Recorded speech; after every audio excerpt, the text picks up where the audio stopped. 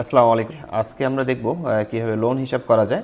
আজকের ক্লাসে দেখানো হবে ইনসার্ট ফাংশন থেকে ফিনান্সিয়াল ফাংশন ব্যবহার করে কিভাবে আমরা লোনের মাসের হিসাব বের করতে পারি, অর্থাৎ কিভাবে আমরা প্রতি মাসে কত টাকা কিস্তি দেবো সেই হিসাবটা বের করতে পারি। তো আমাদের এখানে বেশ কয়েকটি ডেটা রয়েছে বি কলামে এবং সি কলামে। তো ইন্টারেস্ট রেট হচ্ছে আমাদের মোট ইন্টারেস্টেড রেট যেটি রয়েছে সেটি হচ্ছে মূলত 3.50% এবং অপর লোনের জন্য রয়েছে 3.75%। আমাদের মোট কিস্তির পরিমাণ টার্মস হচ্ছে 48, অর্থাৎ হচ্ছে 4 বছর প্রতি মাসে, মানে 48 মাসের, আর এখানে 360 মাস অর্থাৎ হচ্ছে প্রায় 30 বছরের জন্য আর কি। অ্যামাউন্টস হচ্ছে আমরা প্রথমে একটি লোন নিয়েছিলাম, সেই লোনের পরিমাণ হচ্ছে 25,000 টাকা এবং পরে আরেকটি লোন নিয়েছি, সেটার লোনের পরিমাণ হচ্ছে 2 লাখ টাকা। এটা আমরা ডলারেও কনভার্ট করতে পারি।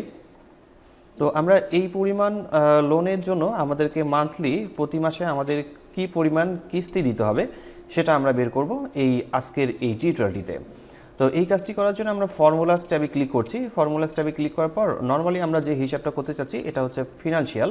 তো আমরা ফিনান্সিয়ালে ক্লিক করার পর এখান থেকে আমরা যে ফর্মুলাটি ব্যবহার করব সেটি হচ্ছে পিএমটি, এটি ফর্মুলা।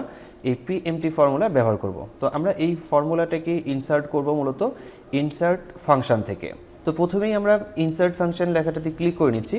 তো ইনসার্ট ফাংশনে ক্লিক করার পর আমাদের এখানে প্রথমে ইকুয়াল সাইন আসছে এবং আমার কিন্তু প্রথমে এখানে ক্লিক করা ছিল, এখানে ইকুয়াল সাইন দেখাচ্ছে এবং আমরা যে ডায়লগ বক্সটি পেয়েছি এখানে ইনসার্ট ফাংশনের ডায়লগ বক্সটিতে এখানে সার্চ ফর এ ফাংশন, আমরা কোন টাইপের ফাংশন নিতে চাই সেটা আমরা এখানে লিখব এবং আমাদের ক্যাটাগরি ফিনান্সিয়াল এখানে লেখা রয়েছে।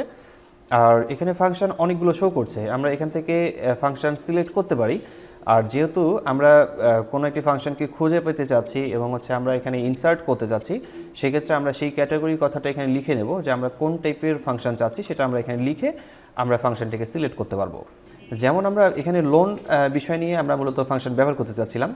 লোন হিসাব করার জন্য মূলত কোন টাইপের ফাংশন ব্যবহার করতে হবে, তো আমরা এখানে সাধারণত লিখতে পারি যে লোন পেমেন্ট আমরা লোন পেমেন্ট কথা লিখে নিই।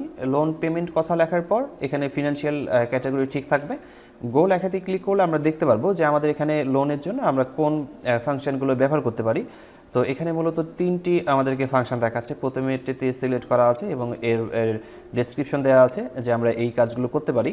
তো আমরা পিএমটি এই ফাংশনটাতে সিলেক্ট করছি এবং আমাদের এখানে দেখাচ্ছে যে আমরা ক্যালকুলেট করতে পারবো আমাদের লোন নিয়ে এবং লোন পেমেন্ট হিসাবটা আমরা এখান থেকে করতে পারবো। তো আমি এই পিএমটি সিলেক্ট করে নেওয়ার পর ওকে লেখা দিয়ে ক্লিক করলে একটি ডায়লগ বক্স পাবো এবং আমরা এখানে দেখতে পারবো যে আমাদের ফর্মুলাটা এখানে অ্যাপ্লাই হয়ে গেছে। যেহেতু ফর্মুলাটা এখানে অ্যাপ্লাই হয়ে গেছে এবং এই ডায়লগ বক্স আমরা দেখতে পাচ্ছি এবং ডায়লগ বক্সে এখানে রেট দেওয়া আছে। তো আমাদের মূলত রেট, ইন্টারেস্টেড রেট কত সেটা আমাদেরকে এখানে সিলেক্ট করে দিতে হবে। তো আমি এখানে ক্লিক করছি, ক্লিক করার পর ইন্টারেস্টেড রেটে ক্লিক করব। তো ইন্টারেস্টেড রেটে ক্লিক করার পর এখানে B2CL সিলেক্ট হয়ে গেছে এবং এখানে আমাদেরকে অ্যামাউন্ট দেখাচ্ছে। আর নিচের দিকে আমরা যদি একটু নোট দেখে নিই, সেখানে দেখতে পারবো যে আমাদেরকে ফর এক্সাম্পল ইউজ দেখাচ্ছে 6% divided 4 for currently payment at 6% APR। তো আমরা মূলত 4 দিয়ে ভাগ করতে বলছে, কিন্তু আমরা মূলত এখানে কাজ করে মূলত 12 মাসে আমরা কিস্তি পরিমাণ বের করতে চাচ্ছিলাম, যে 12 মাসের কিস্তি ব্যবহার করব। সেই ক্ষেত্রে আমরা ডিভাইডেড দিয়ে 12 লিখে দিচ্ছি, আমরা প্রতি মাসের জন্য বের করতে চাচ্ছি। আর এখানে এন পার হচ্ছে আমাদের মোট কিস্তির পরিমাণ কতগুলো, আমাদের মোট টার্মস হচ্ছে 48। সেক্ষেত্রে আমি এখানে 48-এ ক্লিক করলাম এবং পাশে আমার এখানে ইকুয়াল 48 চলে আসছে এবং পিভি আবার প্রেজেন্ট ভ্যালু, আমরা এখানে ক্লিক করছি প্রেজেন্ট ভ্যালুতে, পিভিতে ক্লিক করলাম। এখন এখানে দেখতে পাচ্ছেন যে is the present value, total আমাদের অ্যামাউন্ট কত সেই অ্যামাউন্টটা এখানে দিতে বলছে যে অ্যামাউন্ট আমাদের টোটাল কত। তো আমাদের মোট কিস্তির পরিমাণটা হচ্ছে মূলত 25,000 টাকা। আমরা 25,000 টাকাতে ক্লিক করছি এবং 25,000 টাকা এখানে শো করছে। আর নিচের দিকে এখানে ইকুয়াল দেওয়ার পর আমাদের এখানে মান্থলি পেমেন্ট করতে হবে। তো মাইনাস সাইন এখানে শো করছে 558 টাকা এত পয়সা আমাদেরকে মান্থলি পেমেন্ট করতে হবে। আমাদের মোট কিস্তির আমাদের টোটাল কিস্তি যেটা আর কি মান্থলি আমাদের কিস্তির পরিমাণ হচ্ছে এত টাকা। তো এখানে মাইনাস সাইন আসার কারণ হচ্ছে যে আমাদের মূল ব্যালেন্স থেকেই মূলত টাকা কেটে নেওয়া হচ্ছে, যার কারণে এখানে মাইনাস সাইন শো করছে। তো এটা আমরা একটু পরে ঠিক করে নিচ্ছি। তো আমাদের এখানে রেট বসানো হয়ে গেছে এবং এন পার আমাদের 48 সেটা আমরা এখানে বসিয়েছি এবং আমাদের মোট যে ঋণের পরিমাণ সেটা আমরা এখানে বসিয়েছি। তো এরপর আমরা ওকে লেখা দিয়ে ক্লিক করলে নিচের দিকে এখানে অ্যামাউন্ট আসছে, কিন্তু অ্যামাউন্টটা রেড সাইন রেড কালারে চলে আসছে রেড আসার কারণ হচ্ছে যে এটা মাইনাস হয়ে গেছে, এটা হচ্ছে মাইনাস। তো আমরা এই ফর্মুলাটাতে ডাবল ক্লিক করে নিচ্ছি। ডাবল ক্লিক করে নেওয়ার পর এই B4 এখানে শেষের দিকে ক্লিক করে B4 এর সামনে আমরা মাইনাস সাইন দিয়ে দেবো। আমাদের মূল ব্যালেন্স থেকে কেটে নিচ্ছিল, আমরা মাইনাস সাইন দেওয়ার পর এখন এন্টার প্রেস করলে এখন আমাদের এখানে ঠিকভাবে হিসাবটা শো করবে, অর্থাৎ আমাদেরকে প্রতি মাসে এত টাকা পেমেন্ট করতে হচ্ছে। আমাদের মোট কিস্তি হচ্ছে মূলত এত টাকা, আর প্রতি মাসের কিস্তি হচ্ছে এত টাকা। তো আমরা যদি এখন দেখতে চাই যে 48 মাসে আমাদের মোট কত টাকা পরিশোধ করতে হচ্ছে, সর্বমোট কত টাকা আমাদেরকে পরিশোধ করতে হচ্ছে, সেটা যদি বের করতে যাই তাহলে নিচে এখানে আমরা প্রথমে ইকুয়াল সাইন দিয়ে নিচ্ছি। এরপর হচ্ছে আমাদের যে মান্থলি পেমেন্ট যেটা বের হয়েছে সেখানে ক্লিক করে ইনটু, এরপর হচ্ছে আমাদের মোট কিস্তি হচ্ছে 48, সেক্ষেত্রে আমরা 48 লেখার পর এন্টার প্রেস করি, তাহলে আমাদের এখানে শো করবে আমাদের সর্বমোট পরিশোধের জন্য এত টাকা পরিশোধ করতে হবে। তো আমরা সহজেই বের করতে পারলাম যে আমাদের 25,000 টাকা যদি ঋণ হয়ে থাকে তাহলে মান্থলি আমরা এত টাকা পরিশোধ করতে পারবো, সেটা হচ্ছে 48 মাসে, এবং প্রতি মাসের জন্য আমাদেরকে এত টাকা পরিশোধ করতে হবে, এবং হচ্ছে সর্বমোট আমাদের এত টাকা ঋণ পরিশোধ করতে হচ্ছে। তো এখানে পাশে আরও একটি রয়েছে 2 লাখ টাকার অ্যামাউন্ট, এবং হচ্ছে আমরা এটাকে ট্র্যাক করে জাস্ট এই দিকে যদি নিয়ে আসি তাহলে এখানে কিন্তু আমাদের এই হিসাবটা বের হয়ে আসবে, এবং আমরা যদি এখানে ডাবল ক্লিক করে দেখি তো ফর্মুলাটা কিন্তু সবই ঠিক আছে। এরপর নিচের দিকে সর্বমোট আমাদেরকে কত টাকা পরিশোধ করতে হচ্ছে আমরা তো এখানে বের করেছি। আবার এটাকে আমরা সাধারণত অনেকেই যে কাজটি করি সেটা হচ্ছে যে আমরা এটাকে ড্র্যাগ করে নিই।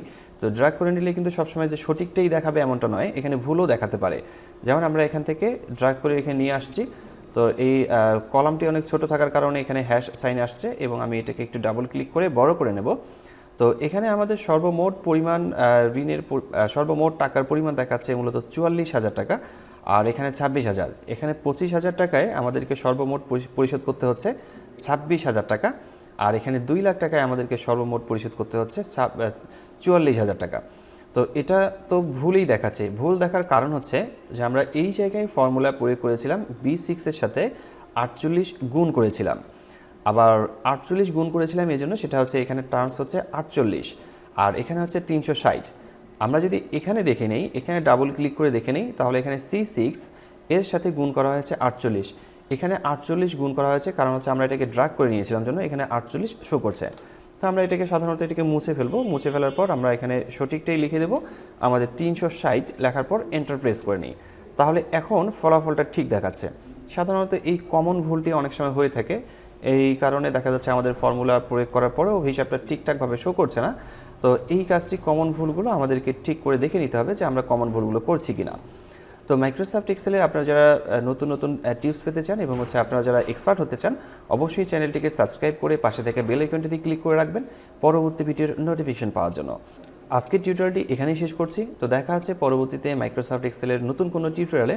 ততক্ষণ পর্যন্ত সবাই ভালো থাকবেন, সুস্থ থাকবেন। ধন্যবাদ সবাইকে। আল্লাহ হাফেজ।